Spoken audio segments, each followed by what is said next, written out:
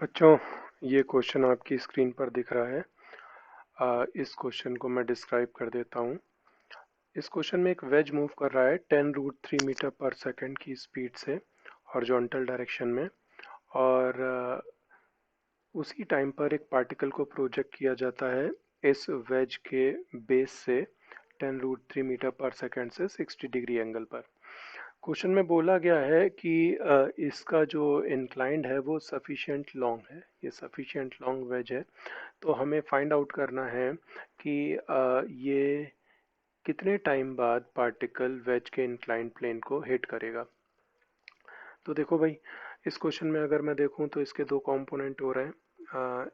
एक तो हो रहा है ये 10√3 cos 60, which will be cos 60 1/2 होगा, दैट मीन्स 5√3 मीटर पर सेकेंड से ये पार्टिकल हॉरिजॉन्टल डायरेक्शन में जा रहा है। और इसका ये अगर मैं वर्टिकल कंपोनेंट देखूं तो ये हो जाएगा 10√3 साइन 60। 10√3 साइन 60 होता है √3/2, है ना। तो इसको मैं कैलकुलेट कर सकता हूँ 10√3 इंटू √3/2। तो दैट मीन्स ये हो जाएगा 15 मीटर पर सेकेंड। तो एक पार्टिकल को ऐसे वेलोसिटी दी गई है। तो ये अब हम रिलेटिव मोशन से देखेंगे कि इसको सॉल्व कैसे करना है। तो हम इसको ऑब्जर्व करेंगे इस पार्टिकल को विद रेस्पेक्ट टू वेज। तो सपोज हम वेज पर बैठ के ऑब्जर्व करते हैं। तो अगर हम वेज पर बैठे हैं तो हमारी स्पीड भी कितनी हो जाएगी, 10√3 मीटर पर सेकेंड। तो इसका मतलब वेज हमारे रेस्पेक्ट में कैसा हो गया, रेस्ट पर आ गया। तो अगर वेज हमारे रेस्पेक्ट में रेस्ट पर आ चुका है तो हम मान लेंगे कि वेज की वेलोसिटी कितनी है, ज़ीरो। तो हम अब देख रहे हैं everything with respect to wedge. तो यहाँ पर हम बैठ के ऑब्जर्व कर रहे हैं।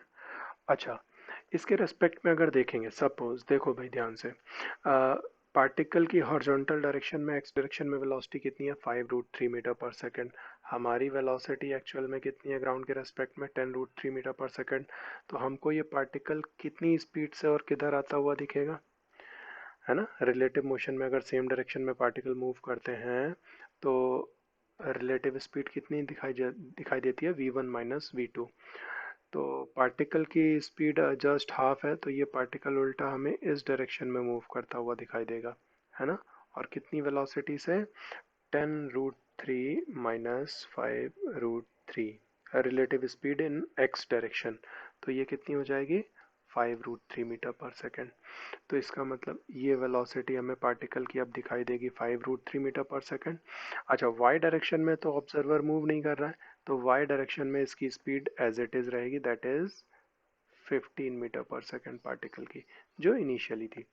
अब एक बात देखो, जब इसका हॉरिजॉन्टल कंपोनेंट 5√3 था, वर्टिकल कंपोनेंट 15 मीटर पर सेकेंड था, तो रिजल्टेंट किधर आया था, कितना आया था, 10√3 मीटर पर second. Under root a² plus b² solve कर सकते हैं, और हॉरिजॉन्टल से एंगल कितना है इसका, 60 डिग्री।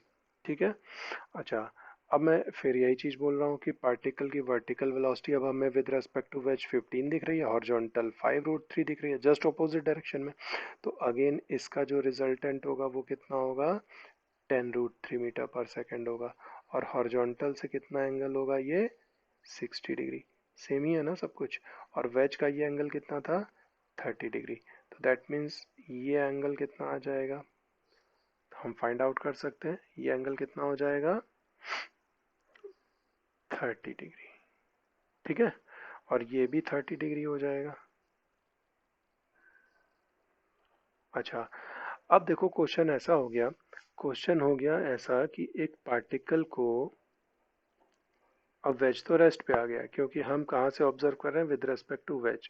एक पार्टिकल को 10√3 मीटर पर सेकेंड से प्रोजेक्ट किया है, और ये एंगल है 30 डिग्री, और ये एंगल भी है 30 डिग्री। तो कितने टाइम बाद ये कोलाइड करेगा।